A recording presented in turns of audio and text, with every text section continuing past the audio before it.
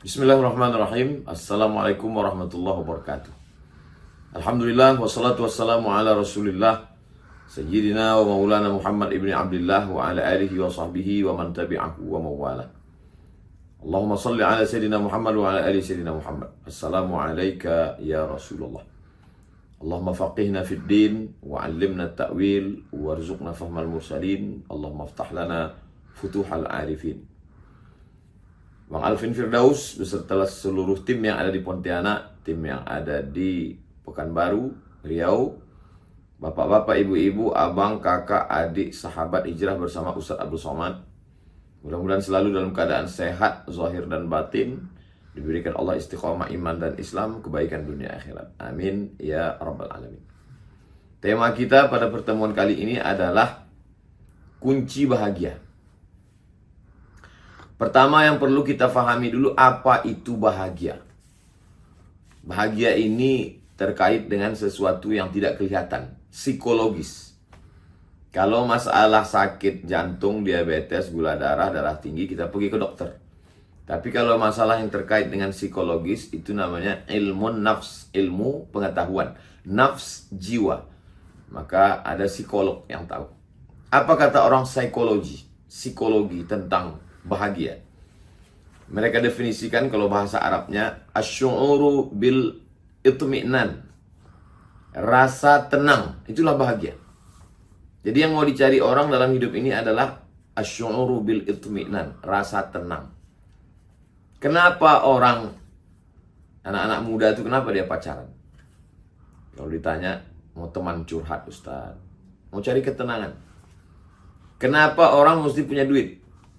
Saya kalau punya duit ini tenang Ustaz. Kenapa orang, mohon maaf, pergi ke diskotik? Saya capek lelah kerja, saya mau ke karaoke, saya mau menikmati uang saya, mau tenang. Semuanya hidup mau tenang. Kenapa orang ke gunung? Mau tenang. Kenapa menyelam? Mau tenang. Kenapa orang naik motor? Riding. Semuanya ingin asy'uru bil itmi'nan, mau mencari ketenangan. Nah, jadi lalu bagaimana dengan ajaran Islam? Apa itu bahagia? Maka kalau kita lihat dalam hadis Nabi Shallallahu Alaihi Wasallam, ada dalam Sahih Al Bukhari, man asbaha minkum aminan fi sirbihi. Siapa yang di awal harinya, paginya, bangun tidur, aminan fi sirbihi, jiwanya tenang. Nah, jadi memang kenapa ada kesesuaian antara ajaran Islam dengan psikologi? Al-hikmatu dhallatul mu'min. Hikmah itu milik orang beriman. Aina wajadaha fahuwa ahaqqu biha. Dimanapun dia menemukannya, berarti itu milik dia. Mohon maaf, nauzubillah, kalau cincin saya ini hilang, lalu saya ketemu di jalan, dipegang orang. Saya kenal cincin ini, saya tahu. Maka saya katakan, itu milik saya. Betul itu milik saya. Mohon maaf Ustaz, tadi saya ketemu di jalan. Ya milik saya. Jadi hikmah itu milik orang beriman. Dimanapun dia dapati, maka dia mengamalkannya. Walaupun dipegang oleh seorang psikolog, ilmu jiwa, maka sesungguhnya itu punya kita. Maka ketenangan dalam hati. Apa yang membuat tenang? Nah, ini lagi. Setelah kita tahu bahwa bahagia itu adalah tenang, yang membuat tenang itu apa? Tidak sama semua orang. Yang satu yang membuat dia tenang itu kalau hujan. Saya kalau hujan Pak Ustadz, saya tenang sekali. Kalau yang satu enggak. Saya yang buat saya tenang itu kalau panas. Kenapa bisa berbeda? Sama-sama manusia, kenapa yang satu kalau hujan dia tenang, yang satu kalau panas dia tenang? Ternyata yang bilang kalau hujan ini saya tenang, dia nanam kelapa sawit. Kelapa sawit kalau hujan buahnya bagus. Yang bilang kalau saya panas saya tenang, dia nanam karet. Karena kalau habis karet itu, batang karet itu dipotong, ditakik kata orang Melayu, turun hujan, habislah cair semua. Tak ada bisa besok untuk dipanen. Orang yang sama, tinggal di tanah yang sama, standar bahagianya berbeda. Yang satu kalau udah panas, aduh senang sekali saya panas. Yang satu kalau udah hujan, kalau udah panas, aduh. Kenapa dia senang panas? Dia jual es krim. Dia jual es buah. Tapi yang satu kalau udah hujan, Senang sekali dia, karena kebetulan dia bercocok tanam. Jadi, kenapa orang mendapatkan ketenangan yang berbeda? Karena motivasi yang berbeda. Karena ada background yang berbeda. Back belakang, ground, latar belakang yang berbeda. Apa yang menenangkan hati pedagang? Modal serendah-rendahnya dengan untung setinggi-tingginya. Apa yang menenangkan hati seorang arsitek? Ya, kalau yang berada di pikirannya bisa diwujudkannya secara nyata dalam bentuk kondominium, bangunan, rumah, villa, hotel. Dia bahagia sekali. Berapa lama kebahagiaan itu bertahan dalam hatinya, ketenangan itu. Nah, jadi memang kita perlu bahas kenapa orang menjadi tenang. Dan apa yang membuat dia bertahan lama tenang. Maka dalam hadis dikatakan, Man asbaha minkum aminan fi sirbihi. Siapa yang di awal hari pagi hatinya merasa tenang. Mu'afan fi jasadihi. Badannya sehat. Paginya tenang. Badannya sehat. Wa indahu qutu yaumihi. Qut artinya makanan. Makanan pokok. Lebih khusus lagi qut. Pakai wauta qut artinya makanan pokok. Ada yang dimakan hari ini. Faka'annama hizat lahu dunya bihadafiriha. Maka dialah pemilik dunia beserta isinya. Jadi standar bahagia dalam Islam itu simpel sekali. 3 saja. Hati tenang. Badan sehat. Ada yang dimakan. Maka kitalah pemilik dunia. Apa yang perlu kita pikirkan? Jangan terlalu larut melihat masa lalu. Sedih berkepanjangan. Jangan terlalu cemas melihat masa akan datang. Ketakutan yang tak berhenti. Memicu asam lambung. Naik darah tinggi, jantung koroner, gula darah, detak jantung, emosi tidak stabil. Nikmati saja yang ada sekarang. Bangun tidur, alhamdulillahilladzi ahyana ba'da ma amatana wa ilaihin nusyur. Lihat, alhamdulillah badan sehat. Ada yang bisa dimakan hari ini? Makan. Faka'annama hizat lahu dunya bihadzafiriha. Maka engkaulah pemilik dunia beserta isinya. Berapa banyak orang kaya jangankan bayar dokter spesialis, dokter pribadi. Rumah sakit bisa dia beli. Tapi kesehatan tak bisa dibeli. Kita bisa beli tempat tidur yang harganya 100 juta. Pergi ke mall nampak 100 juta. Orang-orang kaya tuh upil sama dia 100 juta. Tapi ada yang tidak bisa dibeli. Apa? Tidurnya nggak bisa dibeli. Tempat tidurnya bisa, tapi tidurnya tidak. Kebahagiaan adalah ketika kita bisa menikmati apa yang bisa kita nikmati sekarang. Tidak terlampau melihat masa lalu. Adapun masa lalu yang penuh dosa, maksiat, kita bertaubat. Mandi taubat, sholat sunat taubat, istighfar, minta ampun pada Allah. Lalu kemudian masa kecil penuh penderitaan. Anggap itu sebagai bagian dari pendidikan. Husnuzon pada Allah. Allah ingin mental kita menjadi orang yang kuat. Menjadi orang yang tegar. Lebih berserah diri pada Allah, dekat kepada Allah.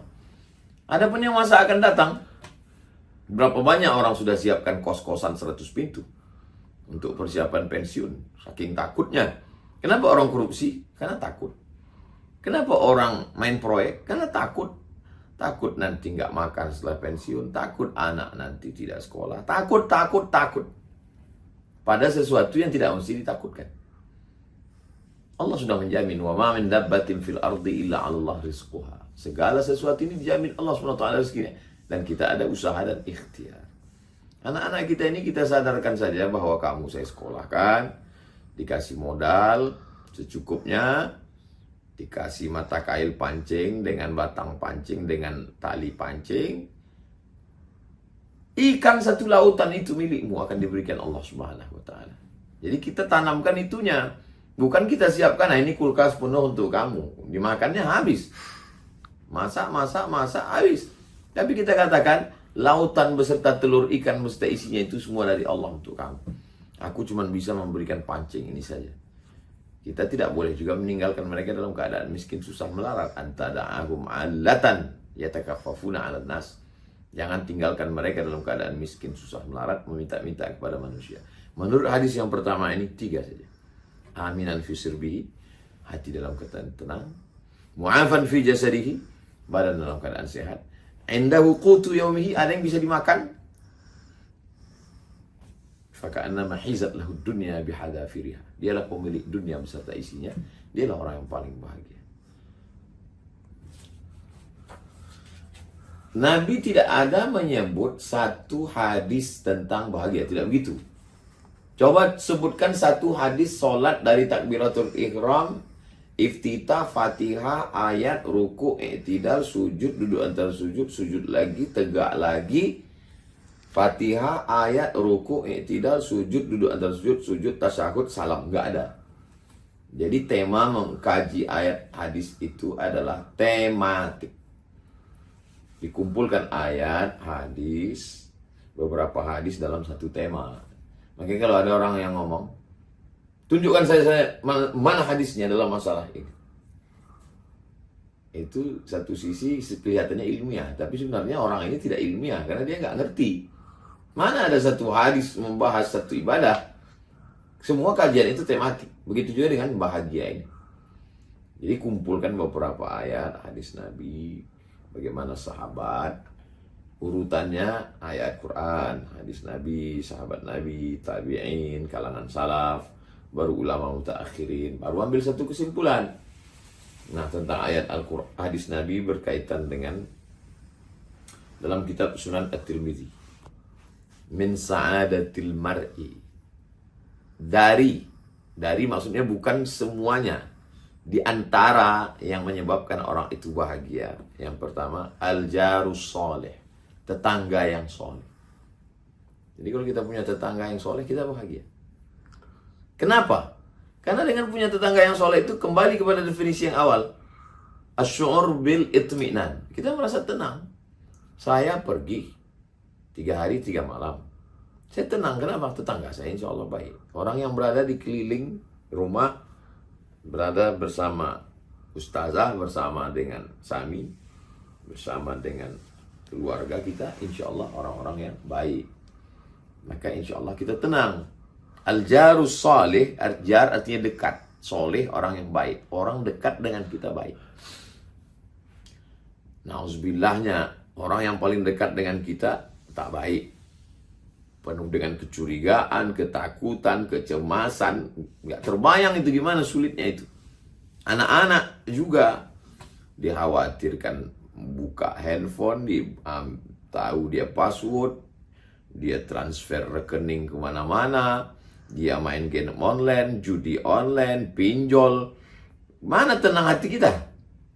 Kawan di kantor juga begitu, penuh dengan kecurigaan. Makna jarus soleh, jar selalu diartikan jiran, tetangga. Jar artinya orang yang dekat dengan kita. Siapa orang dekat dengan kita? Ring 1, ring 2, ring 3. Ring 1, istri, anak, orang tua, saudara kandung. Ring 2, sepupu, 2 pupu, sewali. Ring 3, orang lain, tapi dekat dengan kita. Jadi kalau kita merasa tenang, merasa aman, karena orangnya amanah, orangnya tidak neko-neko, maka insya Allah asy'ur bil itminan, kita merasa tenang. Yang kedua, wal markabul hani, tunggangan, kendaraan yang menenangkan, menyenangkan, membahagiakan. Kalau sudahlah dapat, zaman dulu orang punya kendaraan naik kuda, naik keledai. Kudanya mengamuk, keledainya meringkik, melompat-lompat. Naik kereta kencana, patah, tidak bisa jalan, bannya rusak. Kalau yang sekarang mogok, macet, segala macam. Karena ini yang menyampaikan kita pada tujuan. Jadi bisa makna khusus artinya kendaraan. Tapi makna yang lebih umum adalah semua wasilah infrastruktur yang menyampaikan kita kepada tujuan. Jadi kalau dulu itu yang menyampaikan orang dari Makkah ke Madinah adalah unta, keledai, maka yang sekarang adalah semua yang menyampaikan kita kepada tujuan. Jadi kalau kebetulan dia programmer, arsitek, dia perlu memakai laptop. Laptopnya jangan sampai hang, jangan sampai error, jangan sampai mati lampu, jangan sampai rusak. Semua wasilah yang ada sesuai dengan bidang kita masing-masing. Kalau kebetulan di rumah sakitnya bagus, fasilitasnya mantap. Jadi ini seperti kendaraan. Kendaraan itu kan fungsinya yang menyampaikan kita kepada tujuan. Jadi kalau semuanya lancar, enak, tenang, kawan sekantor, kawan satu tempat kerja, di tempat sama-sama dagang, alat-alat yang kita pakai pun juga mendukung. Nah, itu tenang sekali kita. Yang ketiga dalam hadis ini, wal maskanul wasi'. Maskan tempat tinggal, wasi' luas. Tempat tinggal yang luas. Bagaimana dengan orang yang tinggal di rumah yang sempit? Lalu hadis ini tidak memberikan kebahagiaan bagi orang yang tidak kaya. Maka makna hadis itu luas sekali. Wal maskanul wasi', dada hati yang lapang. Lebar pun rumah kita sebesar lapangan sepak bola, kalau hati kita sempit, sempit itu. Tinggi kita tinggal di kondominium lantai 20, tapi kalau hati kita sempit, melihat ke bawah tuh mau terjun, nauzubillah. Tapi kalau hati kita lapang, walaupun rumah itu sempit. Berapa banyak saudara-saudara kita yang rumahnya sempit tapi hatinya lapang. Berapa banyak pula yang rumahnya lapang, hatinya sempit. Ngomong tidak terkendali, pikiran sempit. Makanya Nabi Musa alaihissalam minta hati yang lapang. Rabbi syrah li sadri. Berikan aku hati yang lapang. Setelah hati lapang, wa yassir li amri. Mudah urusan. Setelah mudah urusan, wahlul 'uqdatam min lisani. Kalau bicara, orang faham. Yafqahu qawli, orang paham. Kenapa orang nggak paham? Karena ngomongnya nggak beraturan, tidak sistematis, nggak jelas, asbun. Kenapa ngomongnya tidak jelas? Karena urusannya sulit, jelimet, ribet, susah, payah. Kenapa urusannya sulit? Karena hatinya sempit. Makanya kata Allah kepada Nabi SAW, alam nashrah laka sadrak. Apakah belum kami lapangkan dadamu? Wa rafa'na laka dzikrak. Kami angkat bebanmu. Alladzi anqadha dhahrak. Yang selama ini membebani pundakmu. Kami angkat beban. Kalau ada kesulitan, kepayahan, fa inna ma'al usri yusra. Inna ma'al usri yusra. Diulang 2 kali. Fa inna ma'al usri yusra. Bersama kesulitan ada kemudahan. Inna ma'al usri yusra. Bersama kesulitan ada kemudahan. Kenapa diulang 2 kali? Penekanan makna li taukid. Jangan pernah berhenti pada satu aktivitas. Fa idza faraghta. Kalau kau sudah selesai dari satu aktivitas, fansab. Cari kerja yang baru. Buat aktivitas yang baru. Tapi jangan sombong, jangan aku. Jangan berkata saya. Jangan berkata ini hanya kerja-kerja kami. Wa ila rabbika farghab. Minta doa, mohon kepada Allah. La haula wa la quwata illa billah. Jadi kalau kita gabungkan antara 2 hadis ini, aminan fi sirbihi, paginya tenang. Mu'afan fi jasadihi, badan sehat. Indahu qutu yaumihi, ada yang dimakan. Gabungkan dengan hadis yang kedua. Apa dia?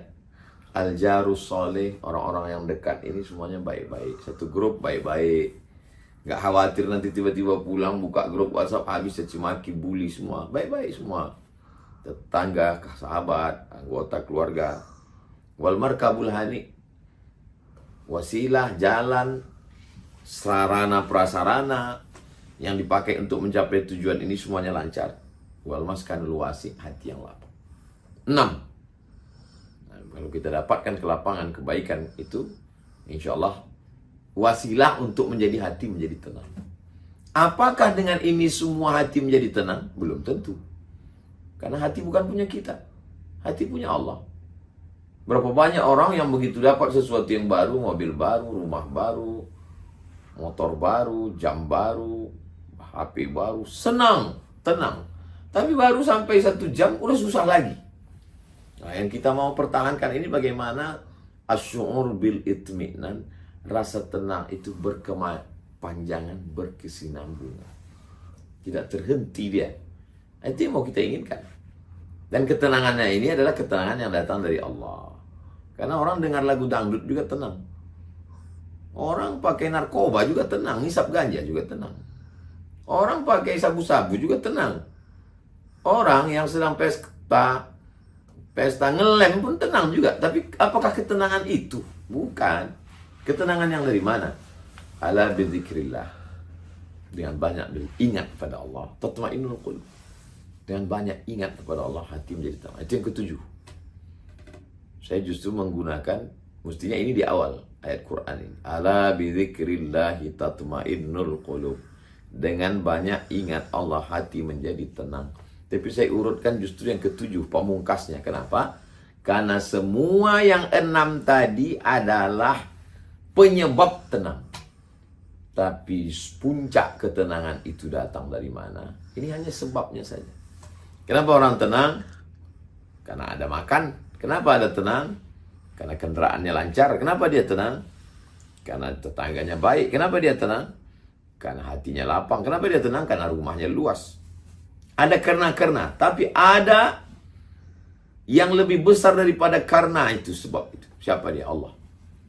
Allah yang membuat tenang. Apakah karena ada lalu tenang, atau kalau sudah tenang semuanya? Nah ini, itu hanya bisa dirasakan oleh orang yang tenang.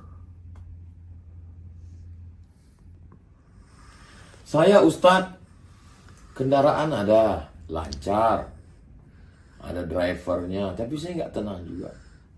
Rumah saya lapang, tapi saya nggak tenang juga. Kawan-kawan saya semua baik-baik, anak-anak buah saya semua baik, tapi saya tetap tenang juga. Yang dimakan alhamdulillah ada Pak Ustadz. Yang kan untuk satu hari, sebulan, setahun, 7 keturunan pun ada, tapi tidak juga tenang. Badan saya alhamdulillah sehat, tidak juga tenang. Berarti yang ketujuh itu tidak ada, tidak ingat Allah. Orang kalau ingat sama Allah, dia akan tenang. Kenapa? Karena aku ini kan diciptakan Allah. Apa yang terjadi besok pagi diatur Allah. Takdir hidupku sudah dituliskan Allah di Lauhul Mahfuz. Kalau datang sesuatu yang tidak menyenangkan hatiku, sakit, musibah, semua yang tidak menyenangkan, berarti Allah ingin menghapuskan dosaku. Mungkin amalku belum cukup. Mungkin Allah ingin aku dapat yang pahala bighairi hisab. Selalu ada kata mungkin. Setan tidak bisa membisikkan sesuatu ke dalam hatiku. Inna syaitana ya'idukumul faqra. Setan selalu membisikkan kurang. Itulah yang membuat kita tidak tenang itu. Kau kurang cantik, kau kurang putih, kau kurang tinggi. Kau mesti pakai skincare ini, ngutang pun gak apa-apa. Kau mesti pakai kendaraan ini, baru orang melihat kau kagum. Masa kau orang kaya penampilannya begini aja? Kau mesti begini, kau mesti begini. Itulah yang dilawan itu semua. Makanya kembalinya adalah kepada ala bi dzikrillah. Zikir mulut. Subhanallah, subhanallah, subhanallah. Itu zikir. Tapi juga pikir, berfikir, tafakkur. Nyebut. Astagfirullahaladzim. Allahumma salli ala sayyidina Muhammad wa ala ali Muhammad. Tapi juga berfikir. Apa yang ku cari? Aku sudah dapat. Kalau diperturutkan dunia ini mana pernah ada selesainya. Hiduplah di ruangan, waktu, tempat. Allah ciptakan dua. Satu ruang, satu waktu. Di ruang yang kita sedang ada, di waktu yang kita sedang ada, nikmatilah itu. Jangan mundur ke masa lalu, jangan terbang ke masa depan. Kalau kata orang Minangkabau, siku capang, siku cape, siku tabang, siku lape. Yang lalu sudah lewat, yang akan datang belum jelas. Yang sekarang ini aja nikmati. Kita selalu menikmat mata kita. La tamuddanna ainaika ila ma mata'na bihi. Jangan kau ulurkan biji matamu ke orang yang kami berikan menurut engkau nikmat. Padahal dia sendiri pun belum tentu nikmat bagi dia. Orang yang naik mobil mahal, jalan di jalan tol yang mulus, pakai driver supir dengan tenangnya di belakang. Melihat di tepi jalan tol sawah padi sedang menguning. Di tengah sawah ada satu pondok. Di pondok itu ada seorang suami istri dengan anaknya sedang makan siang. Sayur kangkung, ikan asin, sambal belacan, sambal terasi. Apa kata orang yang di mobil mewah? Bahagianya mereka bisa makan siang bersama. Saya di sini, istri saya di sana, anak saya di sana. Saya tidak bahagia, kata dia. Kata orang yang ada di pondok itu, pas ngeliat mobil meluncur di tol itu, apa kata mereka? Papa, kata istrinya. Bahagia ya bapak yang lewat itu. Dia punya mobil, dia punya enak. Andai kita bisa mereka. Padahal kedua-dua orang ini bahagia. Kalau dia berzikir. Yang di mobil itu bahagia. Anakmu yang sedang jauh itu, kau selalu bisikkan video call, telepon dia. Kau belajar yang baik di sana ya. Istrinya mencari nafkah. Nanti kan ada waktu juga bertemu. Nikmati apa yang sedang kau beri. Allah beri sedang sekarang. Allah beri engkau dua. Pertama, Allah beri engkau ruang, Allah beri engkau waktu. Allah ingin memakai engkau duduk di situ. Pakailah nikmat itu. Dan yang sedang di pondok itu juga bahagia. Kalau mereka berzikir. Allah SWT, kalau dilebihkannya rezekimu lebih daripada ini, boleh jadi kau tak sholat lagi. Setelah usaha dan ikhtiar. Jangan ini melegitimasi kemalasan kita. Jadi kita semua bahagia sesuai dengan saya bahagia. Saya dengan segala kekurangan saya katakan bahwa saya bahagia. Saya bahagia mengajar, saya bahagia bisa bersama dengan Bang Alvin Firdaus, dengan tim UAS. Bisa memberikan apa yang saya beri. Yang saya tak punya, saya tak bisa beri. Saya tak bisa kasih duit, saya tak bisa kasih harta. Saya bahagia dengan santri-santri. Dengan segala kekurangan saya tidak bisa full di pondok. Tapi saya bahagia. Saya sempat luangkan waktu untuk duduk membacakan Jalalain. Saya bahagia di setiap Rabu subuh saya bisa duduk dengan jamaah. Apa yang ada ruang waktu kita sekarang, kita nikmati. Ada satu ungkapan. Man as'adun nas. Dalnya baris dhamma. Man as'adun nas. Siapakah orang yang paling bahagia? Man as'adun nasi. Siapa orang yang paling bahagia? Tulisannya sama. Man as'adan nas. Orang yang membahagiakan orang lain. Itulah orang paling bahagia. Orang yang membahagiakan orang lain. Itulah orang yang paling bahagia. Dulu, bagaimana rasa bahagia itu berubah. Dulu saya sangat bahagia kalau saya punya cincin. Pernah saya pakai cincin itu 3. Satu di sini, satu di sini. Sini batunya ruby, sini batunya zamrud, sini batunya kecubung. Bahagia sekali saya. Lama-lama saya bosan, saya jenuh. Lalu yang membuat saya bahagia adalah ketika menyimpannya. Menyimpannya di dalam kotak, pas membuka itu bahagia sekali saya. Berubah kebahagiaan itu dari memasang menjadi melihat. Puncaknya, saya dapat batu dari Kalimantan.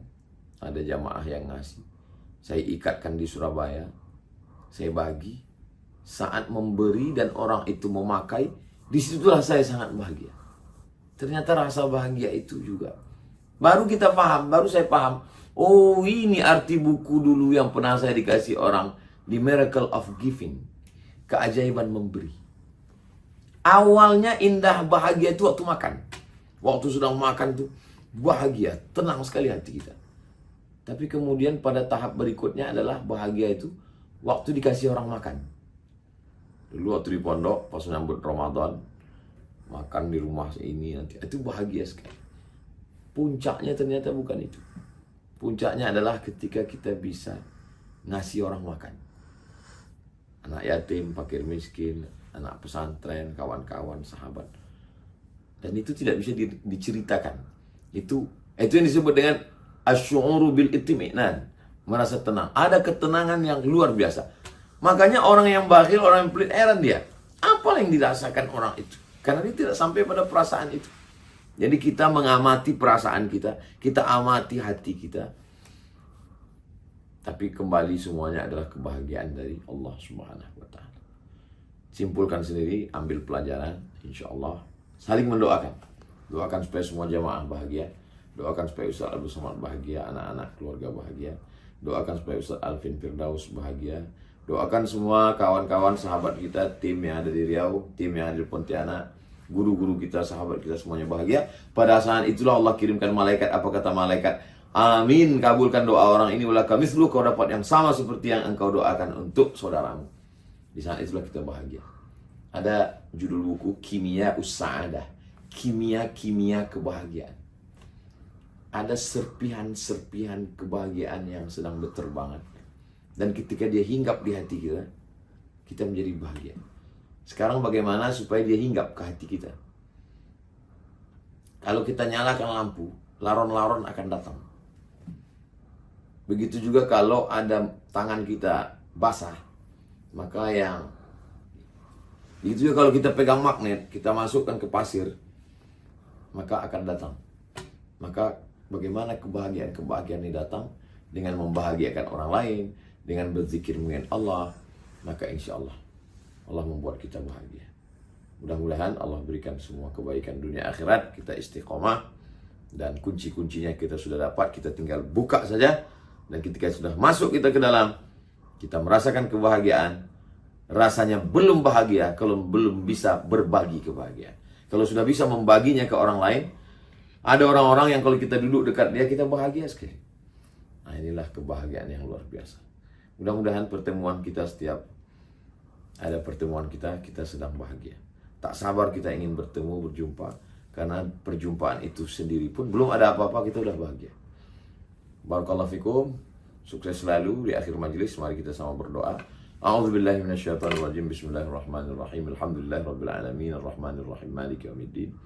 Iyyaka na'budu wa iyyaka nasta'in. Shiratal mustaqim shiratal ladzina an'amta 'alaihim ghairil maghdubi 'alaihim waladdallin. Amin.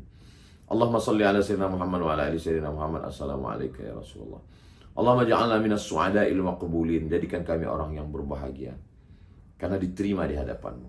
Wala taj'alna minal ashqiya'il mardudin. Jangan jadikan kami orang yang sengsara karena tertolak dari hadapanmu ya Allah.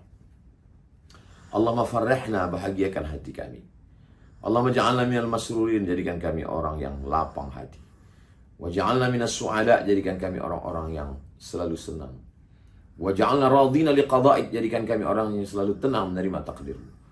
Wa ja'alna muhsiniz zanni bik, jadikan kami orang-orang yang selalu berprasangka baik terhadap segala takdirmu. Allahumma syrah sudunana, lapangkan hati kami. Wamla' qulubana bil hikmati wal iman, penuhkan dia dengan hikmah dan iman. Waj'alna mutmainna bidzikrik, jadikan kami orang-orang yang tenang dengan berzikirmu, yang bertafakkur, merenungkan segala rahasia di balik hikmah perbuatanmu untuk diri kami. Wafiqna lima tuhibbuhu wa tardah, tanamkan dalam hati kami taufikmu sehingga kami sesuai beramal dengan amal yang engkau cintai dan engkau ridhai. La tada'lana dzamban illa ghafartah, ampunkan dosa kami. Wala dainan illa qadaitah, tutupi aib cacat kami. Wala musafiran illa wasaltah, yang musafir sampaikan ke tujuan. Wala maridan illa syafaitah, yang sakit sembuhkan, sehatkan ya Allah.